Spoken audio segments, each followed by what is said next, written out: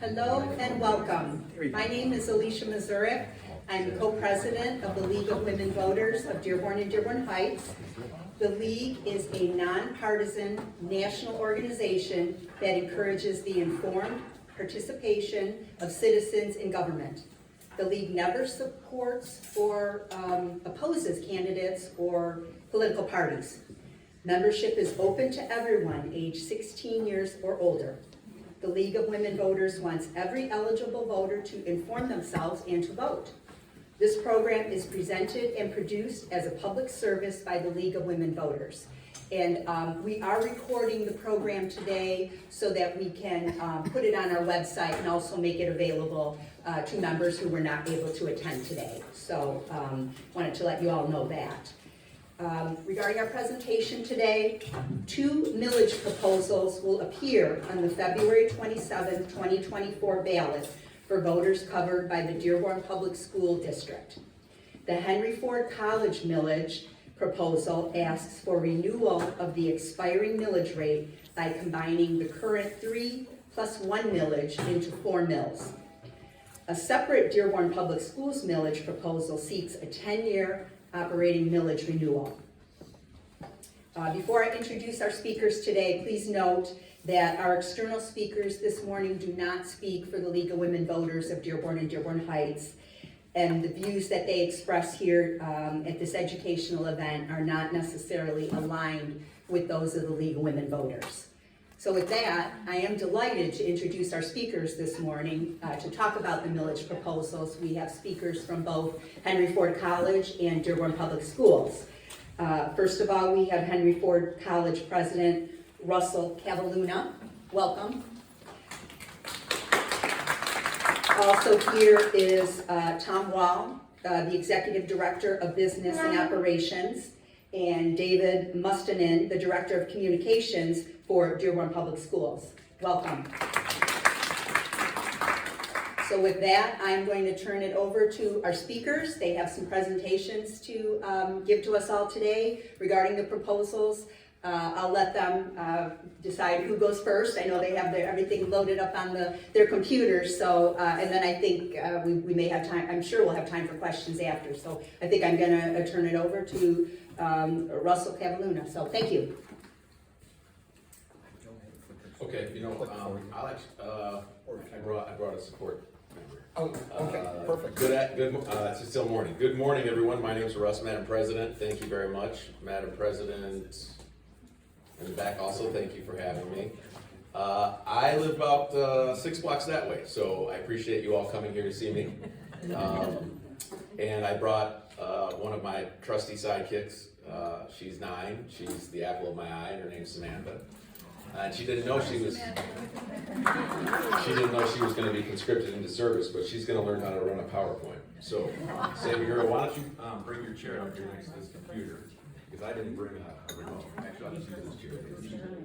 Is it space bar or Arrow? Either way, but arrow. Okay. All right. So when I say slide, you just touch this one. Okay. All right, so as the president mentioned, there are 2 items on your ballot this month, at the end of the month. Some of you probably already have received applications for your absentee ballot, and some of you may choose to vote in person early, which is not quite yet, but in a couple weeks. And some of you may realize the reason we're having this election is because there's a presidential primary in the state of Michigan. And the far more important thing on that ballot are your ability to support your local public school systems. And there are 2 of them. One of them is the public school system where my daughter and my son go to the elementary school over here.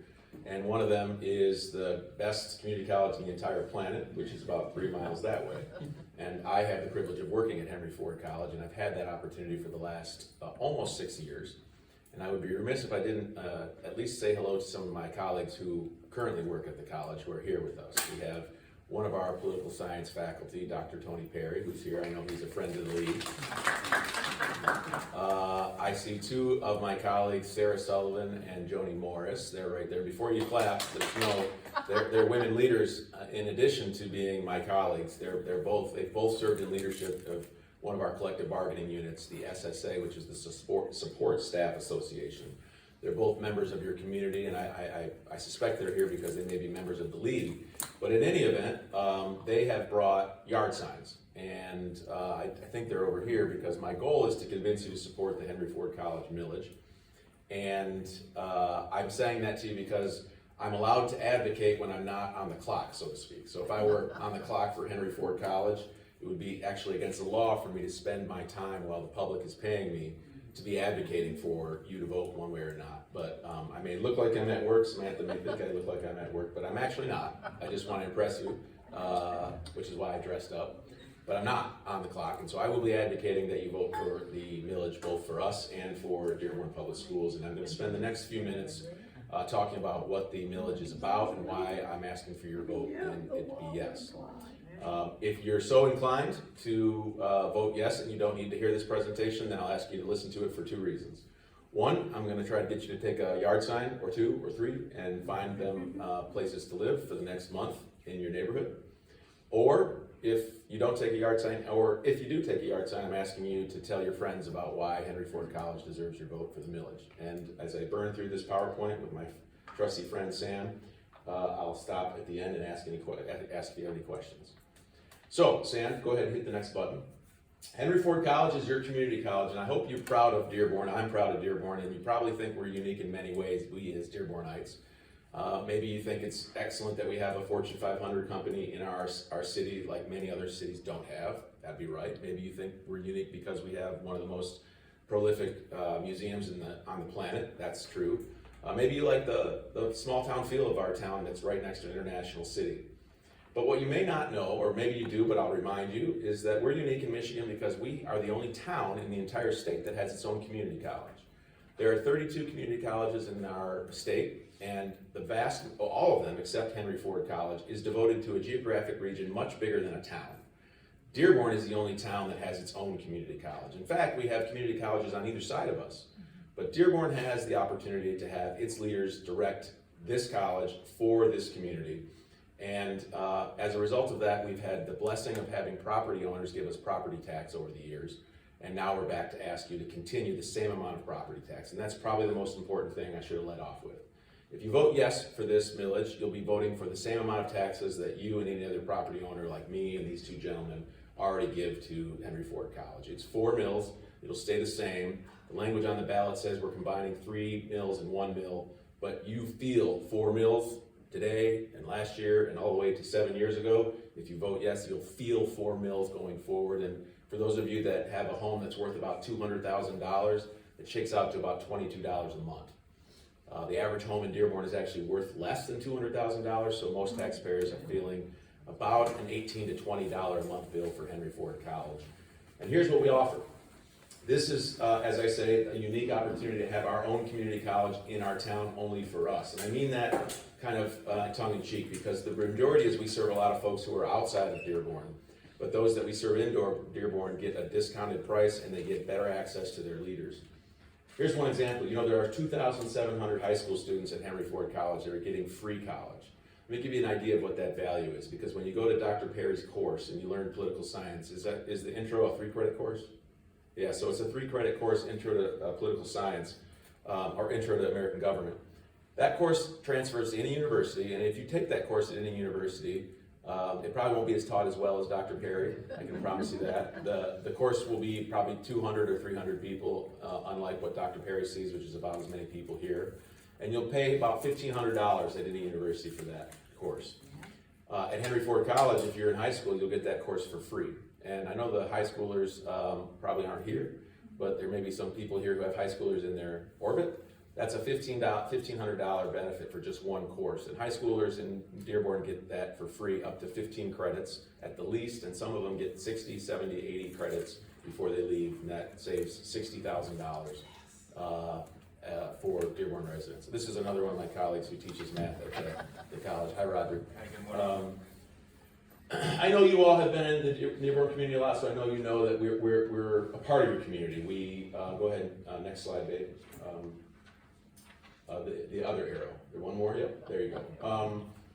So if you come to our community college, you're going to see what is a public space there. You can walk around and be around a diverse community. You can see the river walk behind us. You can see cultural events. I'm going to be at a basketball game later today where you can see there's 2 young men there that are going to play in Division I next year.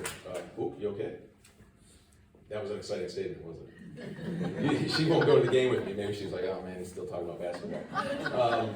And there's 150 programs there, so you can learn everything from the introduction to American government to ceramics, arts, and it's a full-service community college. And when I tell you that, if you were to go around the state, you know, my dad was born in another country, but I lived in West Michigan, and I've lived in, this young lady was born in Grand Rapids.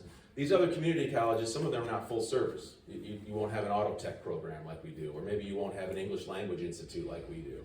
We have a full service community college, and we love it so much that we tell you if you're over 60, and I know no one in this audience is over 60, but if you were over 60, you could come to us for free as a result of you being a member of our community. Next slide, Dave. This is some of the information I talked to you about. Anybody been to the 5101 restaurant? Please do come see us there. It's great food. The students are learning when they make that food, and it's really good, and it's well below the price that you'll pay elsewhere. Unless you run a restaurant out here, then I'm not suggesting we're competing. Next slide, Dave. So, for those of you who do either own a business or care about the business aspects of this, I don't want you to think Henry Ford College is just here to sap resources out of the community. In fact, the opposite is the case. We paid a third party to evaluate what our economic impact would be, and in 2022 they evaluated us to have given an economic impact of $1.4 billion, and we support 20,000 jobs in Dearborn. If you are a taxpayer and you're giving $1 to Dearborn's community college, if you're giving $1 to Henry Ford College, our community receives $5 back in that return. And here's why. If you were to come to our campus, you'd see about 15,000 students rolling in and out every day. The majority of those students come from some distance away. Maybe it's down the block or maybe it's in Detroit. But they bring with them their needs of goods and services. They can bring with their needs their ability to work. And that economic activity is like a little small town, 15,000 person town of people who are spending and living, which is why the economic impact is actually a benefit. And that's not unique about community colleges. You go around the state, you're going to find that these community colleges are little economic engines. But what is unique is that our town gets the broad benefit of that from this community college. All right, next one, Sammy. So you might wonder how we pay the bills. The bills at Dearborn's College are about $100 million a year to operate. And if we spend $100, we bring in about $54 from tuition and fees. Now, if you're a Dearborn resident, you pay about $111 per credit. That's, as I mentioned, if you go to a university, and these are the same first 2-year courses, you pay about $500. So we're an 80% discount for the same product, actually a better product if you're with Roger or Tony, or any faculty member who you know. And if you're from outside of Dearborn, you pay almost double that. So you're about $200 a credit hour if you come from outside of Dearborn. And the reason we do that is because the folks that come from us from outside of Dearborn don't pay the property taxes. We are generously supported by the state of Michigan, much like our friends from the school district, which brings in about 6% of our revenue. But then 20% of our revenue comes from what I'm here to talk to you about. That's about $20 million a year we get from property taxes. It's a lot of money thinking about each of you paying about $18 or $22 a month. But there's a unique aspect of that, and that is that our percentage of our annual revenue from property taxes is well below what the average community college is. And you may wonder what that's about. And so I'm going to geek out with you just a little bit. For those of you who do budgets, the presidents of the league probably will like this. Some of you that don't care about budgets much, just bear with me. You too, Sammy. Let's change the slide. I want to compare with you why property taxes are so important. So when we try to evaluate community colleges, we look at the full year equivalent student.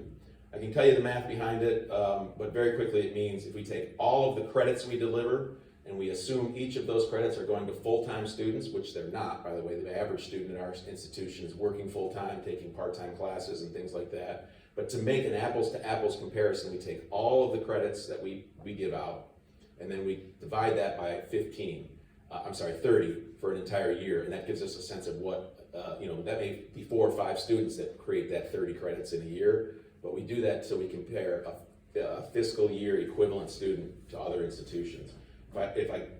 If that was too much or too fast, just understand that this is a comparison of community colleges on an apples to apples comparison. And it looks at what our revenue is, how much money we bring in to serve the amount of students that we have. And you'll see that the statewide average gets about $18,000 per student, which is the far left of this graph, to serve those students. And now what we have here are the other community colleges in Southeast Michigan. You can see that Wayne County Community College District gets almost $25,000 to serve each one of its students. Contrast that with your college here in Dearborn, which is about $14,000. So when we're fighting for resources, we're actually doing more with less at Henry Ford College. And the only place that has less money per student than us is Macomb. Next slide, Tammy. So this talks to you about how much of that revenue we got. So that last slide I told you was if we got $100, how much that can go to each student. Now this tells you the percentage of that $100 that is devoted from property taxes. And you can see that, let me back up. The parentheses below that are full-time equivalent students. So the parentheses under is how many students we're serving, and then how many the graph is how many property tax dollars we get to serve those students. So what you'll hear in this community is, isn't it a lot to give 4 meals to Henry Ford College? And it is true that 4 meals is a lot, but the reality is because we're such a small district, we have to do so much more with that little amount of money. Look at our biggest and closest competitor, Wayne County Community College.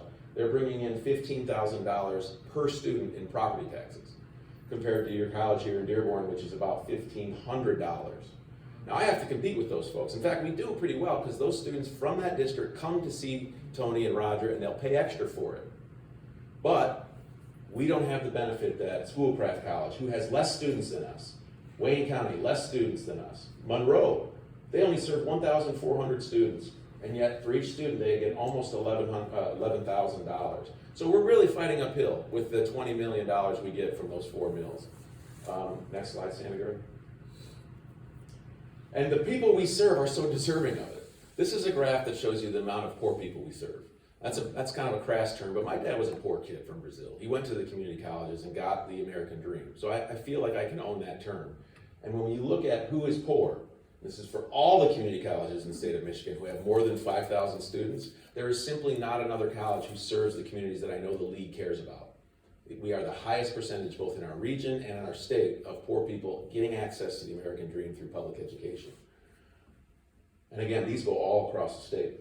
Next slide, Sammy.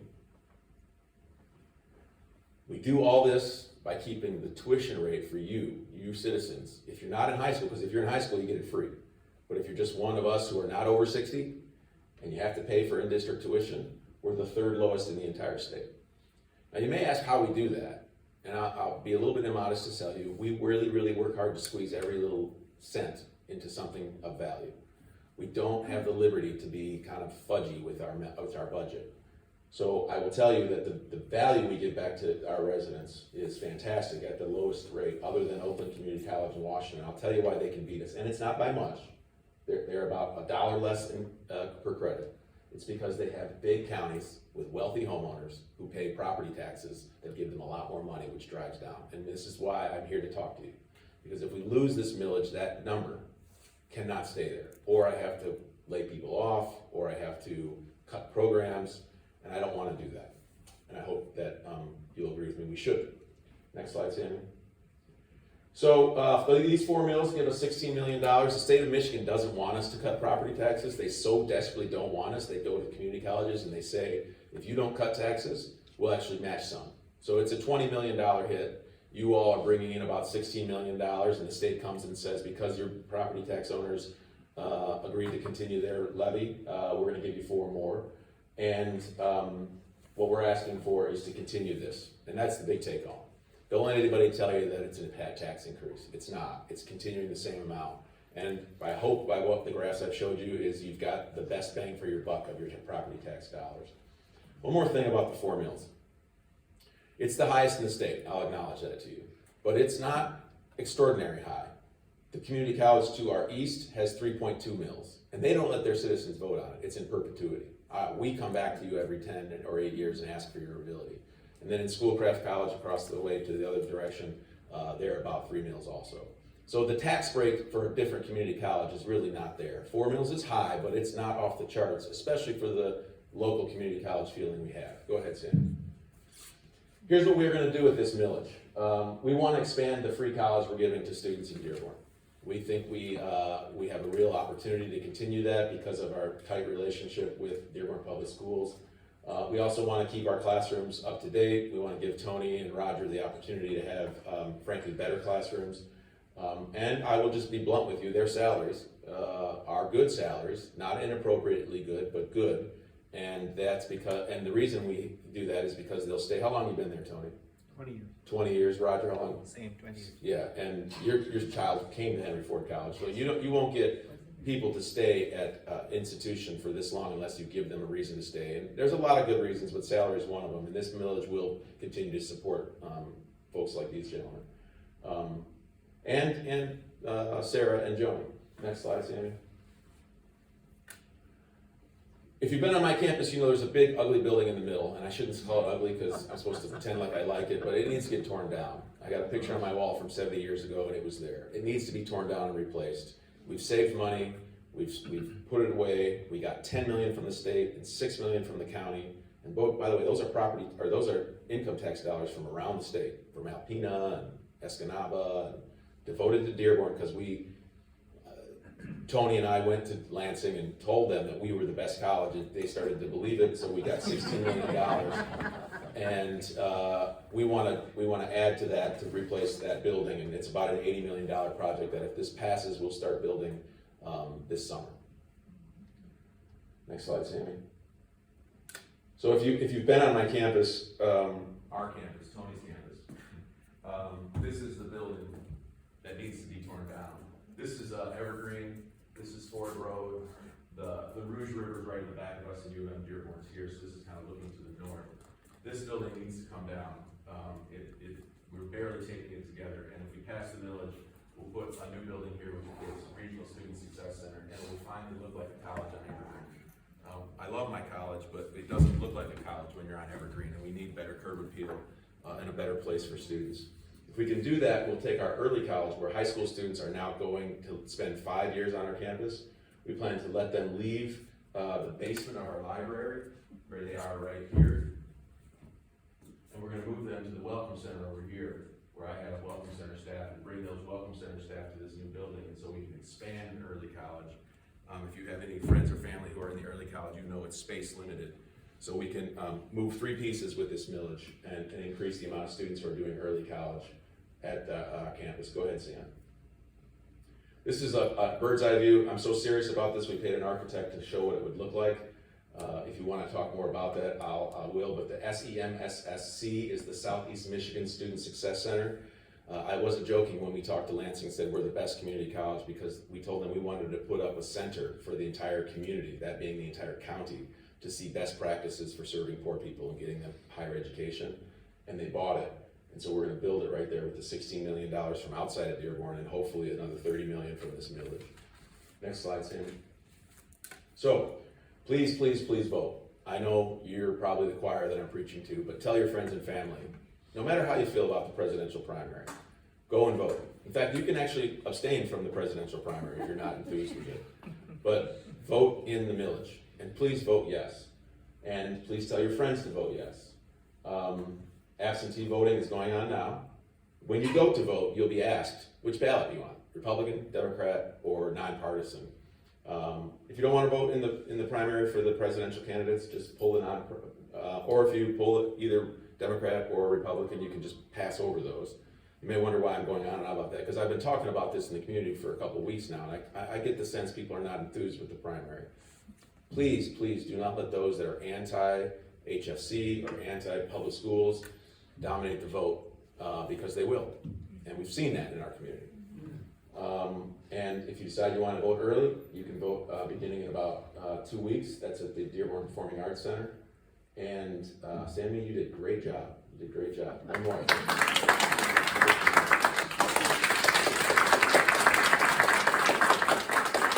Maybe I'll introduce who's talking for you all. Dave is one of the best communication experts in the. Madam President, you want to introduce Dave? go right ahead. Okay, Dave, he's gonna talk to you about the school, and switch over, okay, have your coat, sweetheart. He's gonna talk to you about the school. Samantha needs this bond as much as, or this millage, not a bond, this millage as much as anyone. So please vote yes on theirs also. And, happy birthday to the league. Yes, hi. I just want to thank Samantha and let her remember that her first function was to work with the League of Women Voters. Hopefully a future voter here. If you want a yard sign, these ladies will, leave some up here. Have a good weekend, everyone. Thank you. Thanks, Russ. I can't emphasize enough the incredible partnership that we have with the college and the incredible leadership that Russ has done over there at the college. Him and Dr. Malenko work hand in hand all the time together, and it really is a benefit for the students here in our district. Russ is such a dynamic speaker that it takes two of us to follow him up, and I have to bring props as well. This is the ultimate tease here to get people to pay attention. So this yellow flower has some significance. For those of you who know, just keep it under your hats for now. I'll share at the end. It really has some significance being here at the League of Women Voters, and I will kind of bring that around at the end. Tom Wall is our Executive Director of Business Services and Operations, and he's here to answer all of those financial and provide all of that financial information because he's the expert on that topic. So, as Russ pointed out, February 27th is presidential primary election, and there will be some local issues on there at the college and both the college and the public schools. Our operational millage accounts for $41 million of our general fund budget. Just a brief history of where this came from. And this is the very high 30,000 foot view of school funding. As Tom will know better than I, it is a complicated formula, and there are many nuances when it comes to school funding. But that 30,000 foot view that I want to share with you is this. And back in 1994, the state of Michigan, the voters in the state, they voted to change how schools were funded. And the very simple explanation is that we used to fund schools locally. Our property taxes were collected locally, stayed locally. After 1994, property taxes collected locally, majority of them went to the state, and then were divvied up on a per student basis across the state. The upside of this is it really did level out school financing across the state.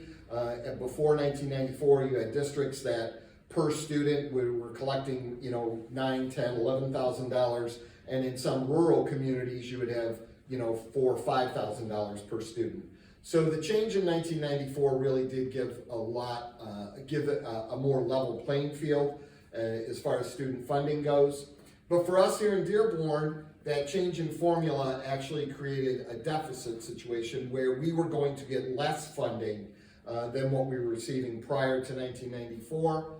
So what the state allowed us to do is ask our voters to make up that difference. But we have to renew it every 10 years. We have to renew it. So it was renewed in 2004.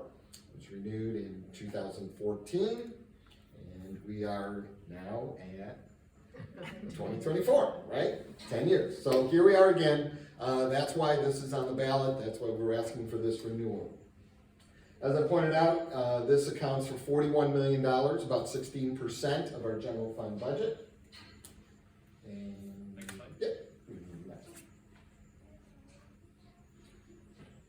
And so the loss of this revenue would impact the operational aspect of our district. We have a slide in here later on that kind of explains the difference between a millage and a bond, but this is an operational millage. It goes for the everyday expenses. It pays our salaries of our staff. It buys the supplies that we use. It pays the utility bills, and it is really that everyday kind of operational stuff. Without that $41 million, there would be reductions across the board in all areas across the district.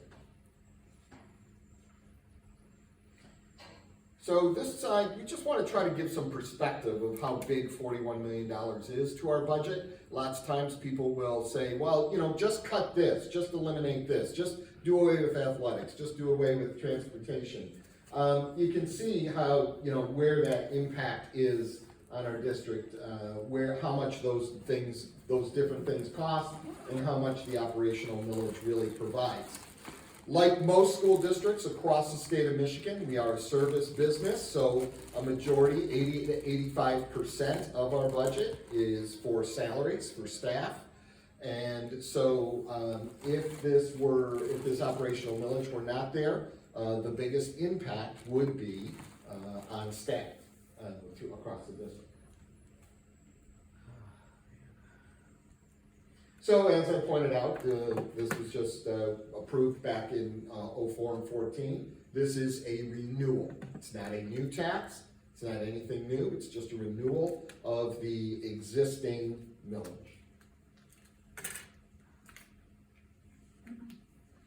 As I pointed out, this is that slide that explains the difference. You know, back in 2019, we were asking voters to approve a bond that was not passed by 400 votes, but and that may come up in the future. It very well may be coming back in the future, a bond proposal to build new schools, renovate schools, address those infrastructure needs. Bond dollars are very restricted about how they can be used, and they can only be used for those projects that are in the bond proposal. So they cannot be used for salaries or to buy you know, supplies and things like that, to pay utility bills.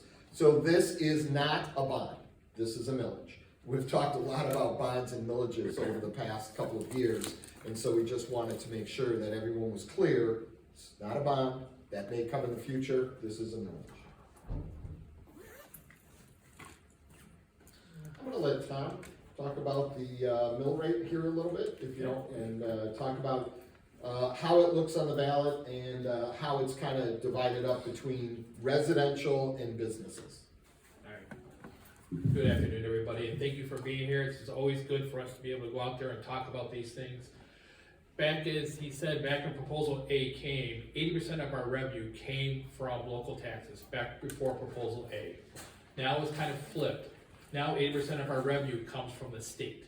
So anytime you're dealing with the state, it now becomes a legislative process, and unfortunately a political process. So we have no control over our revenue now for 80% of our revenue. We're beholden to the state to figure out how they do it on a year-to-year basis. So when Proposal A passed, you know, your sales tax went up from 4% to 6%, and that 2% kind of helped fund public education going forward, and a lot of the property taxes got reduced. And they did that because we used to be a high property tax for businesses, and they wanted to get that down, so they kind of passed Proposal A to kind of change the funding system. So when they did that, there's two portions to our operational millage. There's a non-homestead portion and a homestead portion.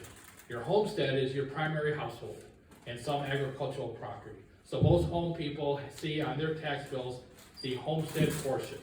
And you also have the non-homestead, which is all the other property. Businesses, it's your big business like Ford, it's your local store in the corner, your local restaurant. Those are non-homestead properties. All across Michigan on non-homestead properties, they get levied 18 mills every year. And then 18 mills goes to your local school district to help fund their foundational allowance. The state decided on a per pupil allocation.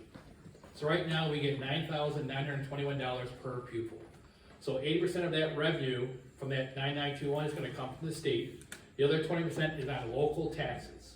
And so for non-homestead property, they paid at 18 mills. And for homestead properties in Dearborn, it used to be 6.17 mills. Now we're dropping it down to 4 mills.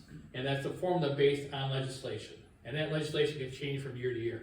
So on your primary household, you'll see that 4.17 is what's authorized. Right now, we're only levying 2.05. Because we calculate that by a certain dollar per student times the number of students. So that could change any given year. It can go up or down. So right now it's 2.05. The reason we're doing 4 mills is because we don't know where the student population in Germany is going to come. It could go up over time or it could go down. So that will change that. So right now it's 2.05.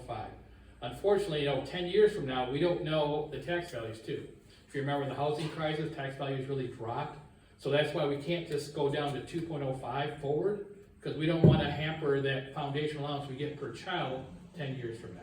So it's a little complex, and unfortunately, every year, the state might change some nuances in the law that could have impact on it. It's unfortunately something we can't control. So that's why we have 4 mills, just to give us a little leeway that if our population goes up, or there's a housing crisis or something else that drops the taxable values. Is that good? Yeah. That's good.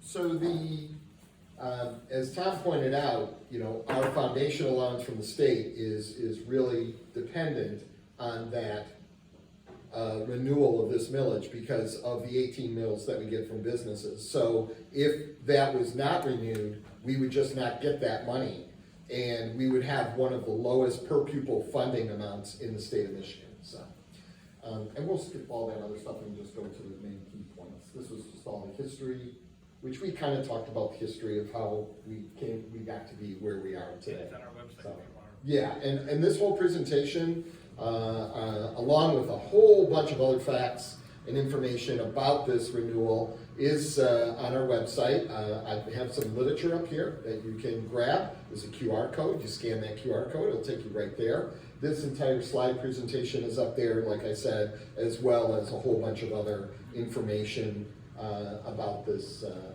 renewal of this millage. I think it's important to point out that Tom touched on it, that 6.17 is the current cap on the millage rate. We're actually lowering that to 4. So not only is this a renewal, but we're lowering that cap from 6.17 down to 4. Currently assessing 2.05 mils. That will probably settle out to about 2.5 in the near future. So these are kind of just the key points that we'd like everyone to kind of take away from this presentation and from this information, and that this is the basics, and this is what this is all about. Our school district right now, over the past several years, we've had a lot of success in our district. Our graduation rates are at 96%. We have 5 blue ribbon schools. We have a great partnership with Henry Ford College, and that partnership allows us to offer a lot of great programs for our students, such as our early college programs, our collegiate academy programs. Over the years, over the last several years, we've doubled the amount of social workers in our schools, which adds to that social emotional aspect of learning for our students, because it's not just about delivering that premium classroom instruction, but it's about that whole child and that whole student. And just as Dr. Kavalhuna pointed out, that he serves a large number of economically disadvantaged students and a lot of students at risk. Well, so does the Dearborn Public Schools. We have those same numbers, and so with that comes a lot of additional challenges that we need to meet, and we do meet those on a regular basis. We are a P through 14 district, meaning that we have preschool programs. We have one of the largest early childhood programs in the state as well, and that is funded by the state of Michigan. So that delivering those services to our youngest children all the way through to students who are beyond high school and in our early college programs as well. So the operational millage, again, February 27th. And so the explanation for the yellow rose, which I'm sure many of you are aware of what that's all about. And it goes back to our message about getting people out to vote. This is our biggest fear and our biggest concern about this primary. Absentee ballots are already out there. Talked to the city clerk, and about 2,000 people have already voted, which is a good sign. That's a good thing. We hope that people continue to do that absentee ballot voting.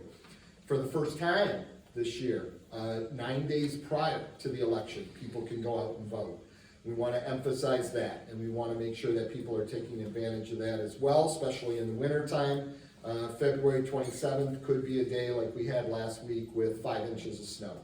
So it's very important, and also as Dr. Kavalhuna pointed out, we've heard rumblings in the community about folks who are telling people don't vote, or if you vote no on the local proposals. We understand that there may be people who are in disagreement with national policies and national political leaders, our president and other political leaders, and how they are responding to events in the Middle East. And we understand that, but we also say that that's not a reason to not vote. A lot of people throughout our history have spent a great deal of effort to ensure that we all have that right to vote, and that we all won and earned that right to vote. All of you are probably just, absolutely aware of the 19th Amendment, and in 1919 and into 1920, a movement took place, and one state we needed one state to ratify that 20th Amendment to give women the right to vote across the country. There were already some places where women had the right to vote in some states, but across the country, we needed that final amendment. In a hotel, the Hermitage Hotel down in, down in Tennessee, people gathered, and those who were in support of the 19th Amendment wore yellow roses. And though, excuse me, sorry, I'm gonna jump over here. Okay, much better, sorry. Those who were opposed wore red roses. So we're hoping that not only is this a reminder about the importance of getting out and voting and the sacrifices that so many have made to earn that right to vote, but also we hope that people will remember that yellow roses are in support. And we hope that everybody supports our millage proposal come February 27th. I can't always say that because as Dr. Kavalhuna pointed out, as school employees, when we're on the clock, we are not allowed to advocate one way or the other, but considering this is Saturday afternoon, I'm going to say, or Saturday morning, I'm going to say I'm off the clock, and I'm going to say that, and I'm going to tell everybody to please vote yes on both of these very important proposals.